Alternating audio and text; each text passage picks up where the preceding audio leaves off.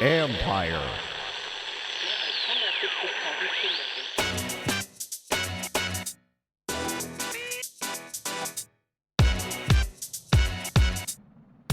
The wild card round is the upset round. What's up, everybody? It's Mike Jones. Thanks for coming back for another episode of the Football Jones podcast.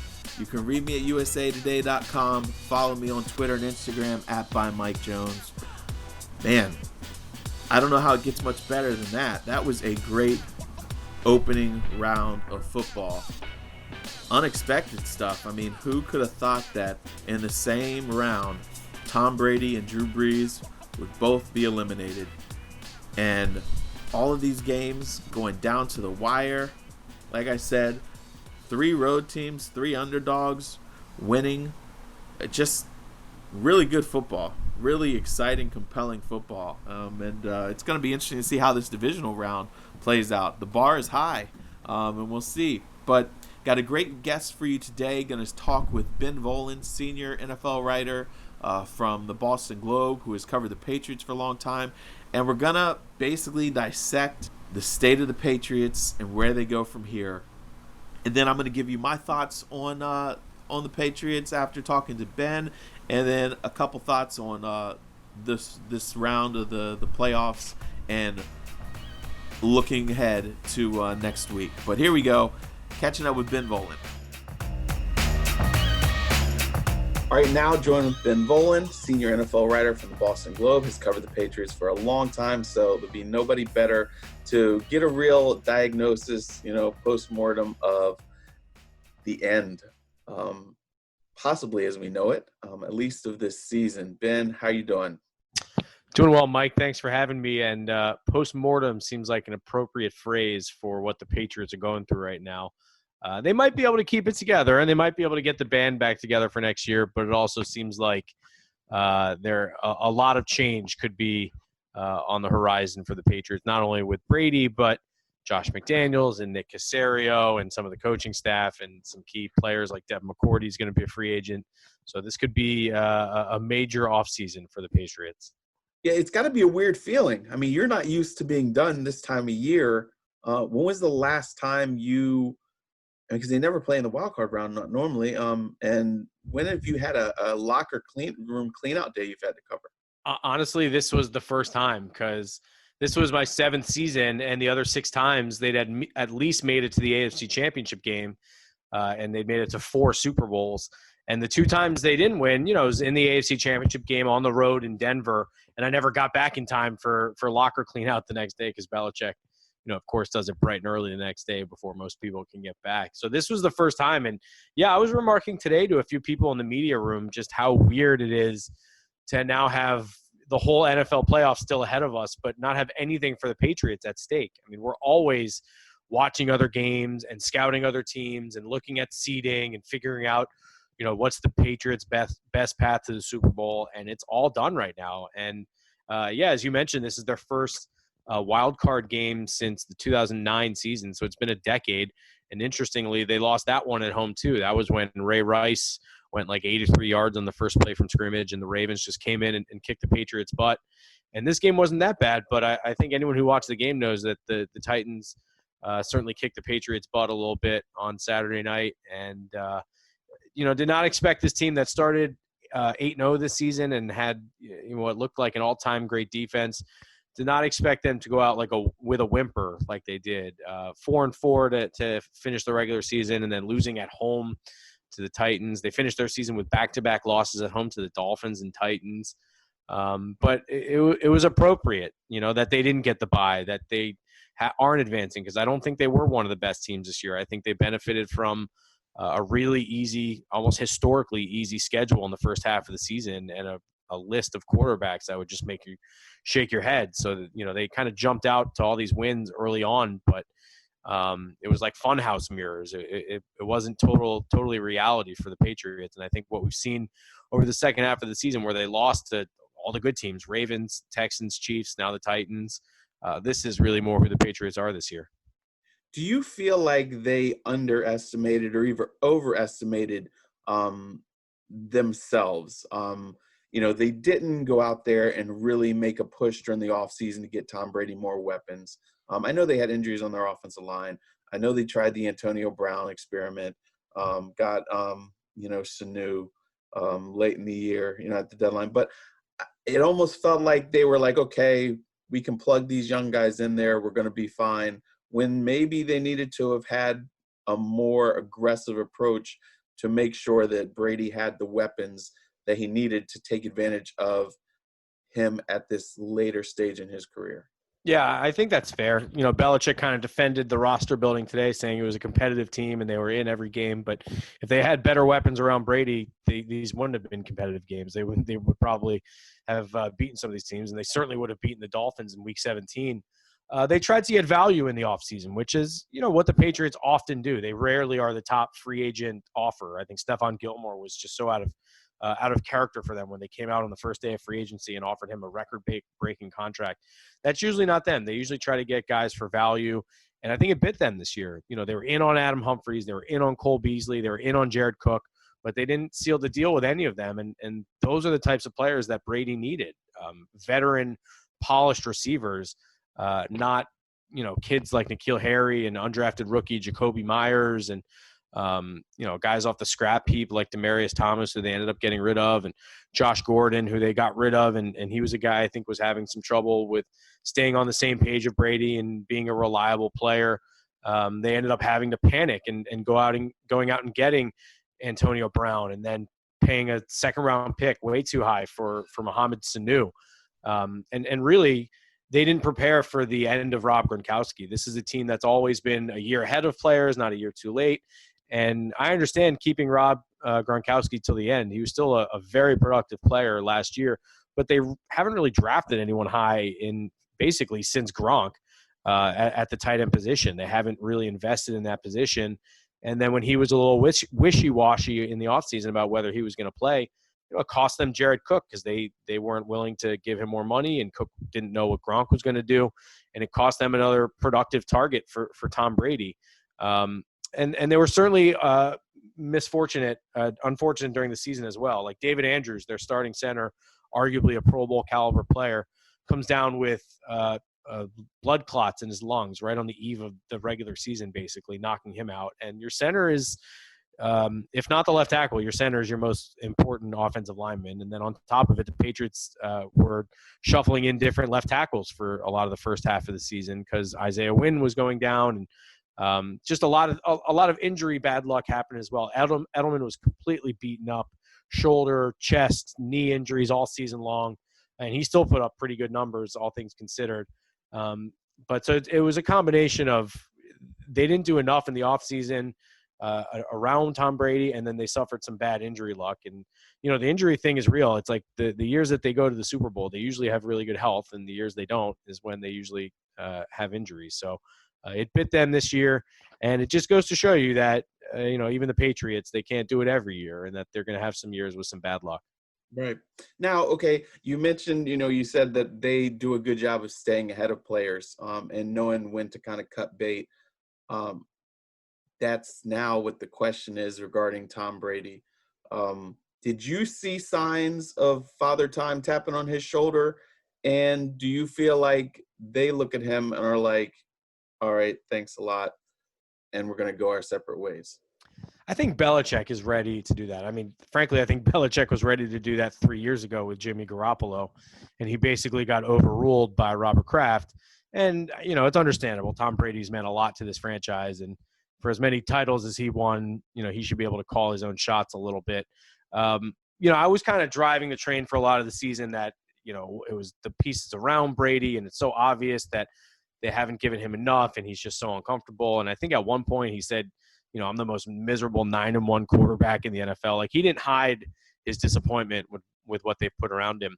But it also got to the point in December where it was time to point some fingers at Brady too. And he was really missing some throws and not playing like himself. And I think he had a stretch, in the final 2 months of the season, like 7 of his last 8 games, he completed under 50% of his passes. And that's not all, just his guys not getting open. He was locking onto Julian Edelman, and not seeing the field. He wouldn't throw the ball to Jacoby Myers, and He wasn't looking at Sanu.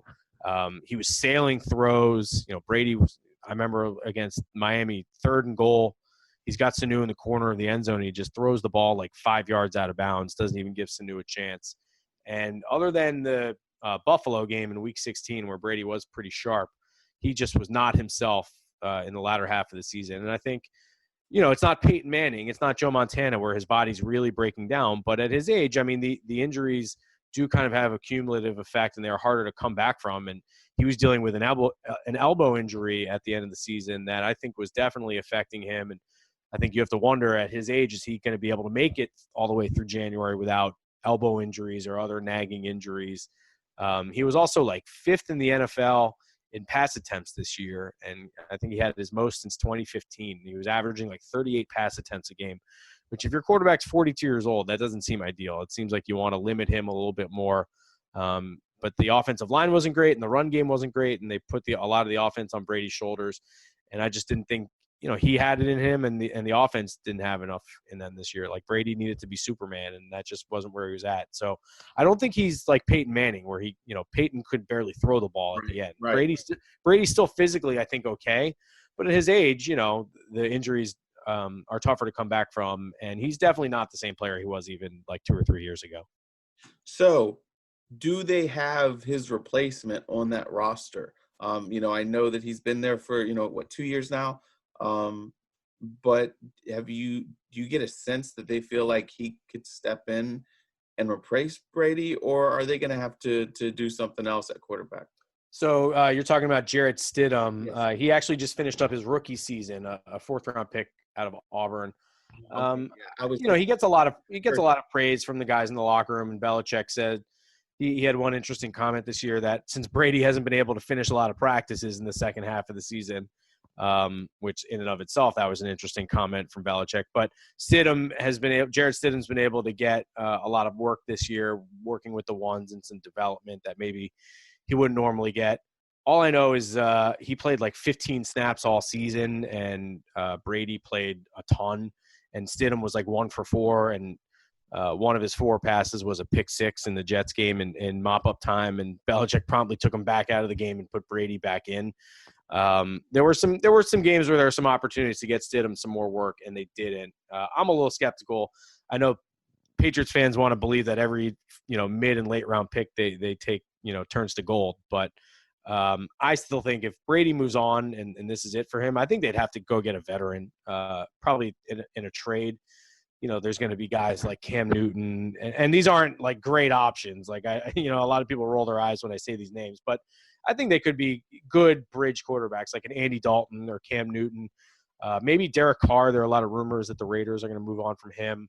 Same with Matt Stafford. There are always rumors that the Lions are going to try to trade him.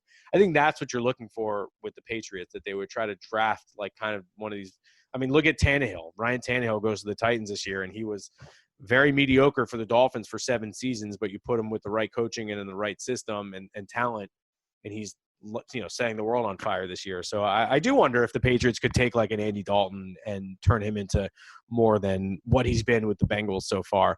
But I think you're looking at a veteran and probably even drafting someone else too. I don't think you've got enough with Jarrett. It'd be a lot to entrust the entire franchise to Jarrett Stidham at this point.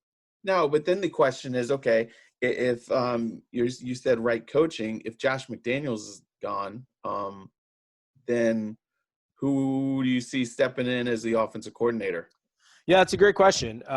So the guy I've been told that's been being groomed as the offensive coordinator is this guy, Joe Judge, who's been one of Belichick's favorite coaches. He's been his special teams coordinator for years.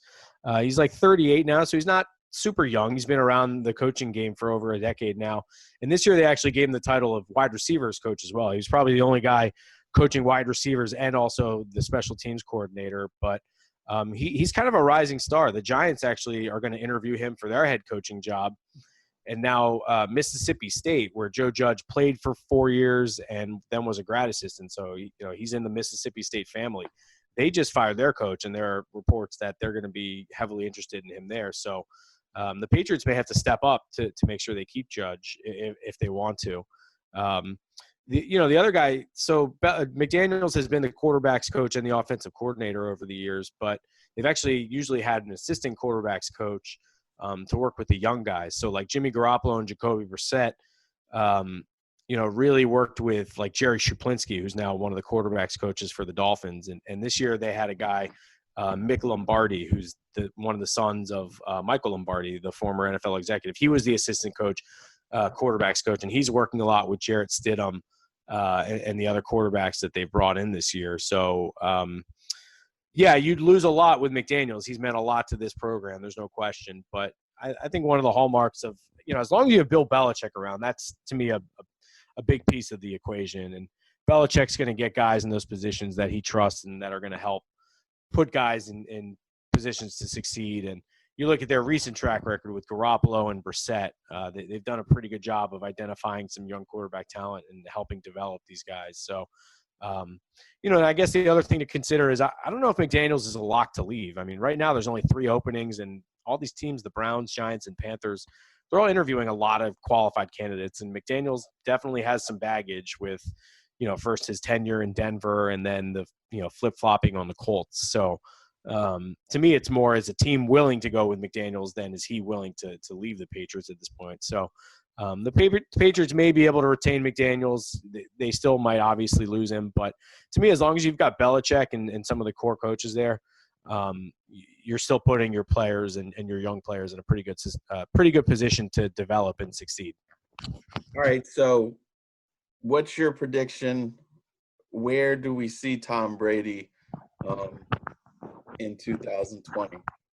I think he comes back for one more year. With the Patriots or somewhere else? With the Patriots. I think he's back for one more year. I really don't see him wanting to play somewhere else. I know there are rumors about the Chargers and the Raiders, but, if Brady couldn't handle a couple new rookie receivers this year, how is he going to handle a new system, new coaching, new teammates across the board? Like, I think he realizes that if he's going to succeed, the best place to do it is here in New England, where he's got the best coach and they'll probably have a great defense again. And I mean, who knows? Shoot, they could bring back McDaniels possibly and go trade for Odell Beckham and boom, they're back at it in 2020. So I'm not completely counting them out. Retirement is definitely on the table. And he had an interesting comment after the game against the Titans that he was asked, do you think you're going to retire? And he's like, it's unlikely. Well, hopefully unlikely, which to me was a telling answer that it's not totally up to him. It's going to be up to Kraft and Belichick and maybe Brady's wife and his family. And I think he might need permission from a few people to go play before that happens. And the Patriots need to make a realistic offer to him. That said, I think this is actually kind of an easy one for Kraft. The fans all want Brady. They all want Brady to return. There's not this clamor for him to move on. And his last pass at Gillette Stadium the other night was a pick six. Like, Brady deserves better than to go out like that. So I would bring him back for one more season and see what you can do. And, then that would be that after 2020. And that would give you another year to maybe find another quarterback to groom behind Brady, or maybe even just give Stidham another year to develop. But so I'm leaning towards he comes back for one more year, but I think retirement is a very serious option. I just don't realistically think he's going to play for another team. I don't think he would want to do it, and I don't think Robert Kraft would ever want to let Tom Brady play in another uniform. Yeah, that I had heard the Chargers thing as well, and it just didn't. It was weirder, Michael Jordan wearing a Wizards jersey was so weird. I can't see Tom Brady doing that. And I don't know, part of me is so torn. I feel like, hey, give it one more run, load up, like you said, trade for Beckham or something, bring in and give him one more shot. But then every now and then, this is uncharted territory. You don't know if Father Time could just really, there's a huge drop off that just all of a sudden. But at least I say give him one more shot and see where it goes after that. But what do I know? Yeah. I mean, it's obvious. Like, if he were going to retire, I think, he wouldn't put up the facade that he wants to keep playing. He would just retire. So he wants to keep playing. He's kind of like Peter Pan. Like, he just doesn't want to grow up. He wants to play football forever. And good for him. He's got the rest of his life to be retired. So, play as long as you want. It becomes a problem when he starts holding the organization hostage and things like that. But I don't think we're there yet. I would like to see Brady show up for OTAs. He skipped them the last 2 years, and I know they're voluntary, but he's the only quarterback in the league that's done that. And all year we're talking about he's not getting on the same page with his receivers, and maybe that would have helped if he showed up for 4 weeks in the offseason.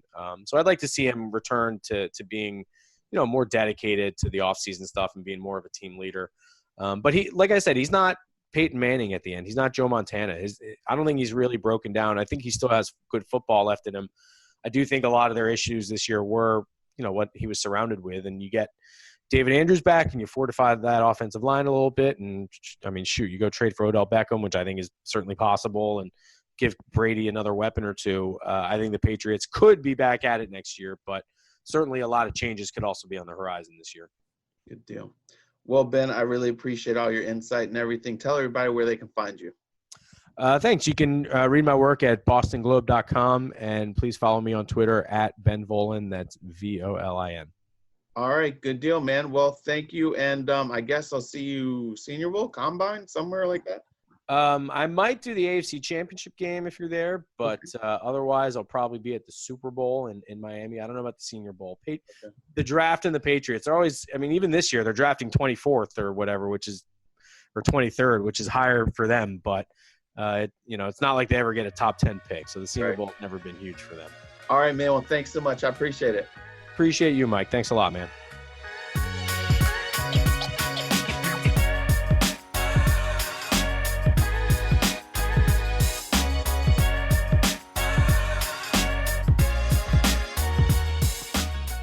All right, so there you have it with Ben. I feel like this can't be the end. I just don't want to see it end this way. A pick six for the great Tom Brady. You could hear when he was talking how much he appreciates Bill Belichick and Robert Kraft. He doesn't want to be done yet. I think give him one more shot. I understand the argument for the opposite route. I texted a bunch of people in the league to get their opinion of it, and a lot of people who feel like, it's probably time to move on. I know we're in uncharted territory. I know that there's no way to know how long Tom Brady can play at a high level. I know that it's smart to stay ahead of the curve and cut bait before it's too late. But the Patriots don't really have a good contingency plan right now. And maybe I'm a sentimental guy. I just feel like one more shot. Go into the offseason, actually make an amends for the last offseason, and go after the best talent that you can get at the wide receiver position, at tight end, and give Tom Brady the guys to bail him out. Having Gronk, he could throw up those 50-50 balls, and Gronk would, help him out. He didn't have anybody like that. Some days you're not going to have your best stuff, and you need a wide receiver, a pass catcher to be able to make a difference. And he didn't have anybody like that. So I say, go get that guy or two. I don't care if it's OBJ. I don't care who it is. Go do that. Also draft a highly rated quarterback. Have him sit behind Brady and give it just one more year. And look, if you don't win, you can say, all right, well, we gave it one more shot, then let Brady ride off into the sunset. And you never know. Maybe, with the great defense and great weapons around him, maybe you can pull off one more Super Bowl. But just don't let it end on that pick six. That's what I think. But it's going to be interesting to see what happens with them this offseason. It's also going to be interesting to see what happens with the Saints. They can get out of Drew Brees' contract. They've got Teddy Bridgewater right there. Do they let him go, or do they keep him and let Brees go? And obviously they still got Taysom Hill right there, who's just a monster. What a great performance by him. It's too bad that it came in a loss, but that kid laid it all on the line for his team, for sure. So going to be interesting what happens with them. Buffalo, for them losing, I still feel like, look, Deshaun Watson's amazing. You had a very small margin for error, and they kind of hurt themselves. And then once the game was on the line, we saw Josh Allen's inexperience show. But I think his future is bright. He has a huge heart. He's got great talent. It's just his feel for the game. His instincts need just a little bit sharpening. His poise needs to improve just a little bit, and they're going to be okay. Go get him a number one receiver as well, because he needs that. He's got some good pieces with John Brown and Cole Beasley, but he needs one more guy. The Eagles, the other team that lost, unfortunate for them, the injury to Carson Wentz, because he had played at such a high level down the stretch of the regular season. We'll see what happens. They need to upgrade his wide receivers. I don't think that he's a problem. Yes, I know durability has been an issue, but these are fluke injuries. Continue to build around him. And I feel like, look, the rest of the division is rebuilding. 3 teams are going to have new head coaches, and the Eagles have a chance to win that division again. So we will see. All right, guys, that's it for this episode. Thursday, we will take a look ahead at the divisional round. Hope you guys have a great day. Again, read me at usatoday.com. Follow me on Twitter and Instagram at @ByMikeJones. Again, download this episode, take the link, and send it to a friend. Get them on board. Go on there, give me a rating, and I hope you guys have a great day.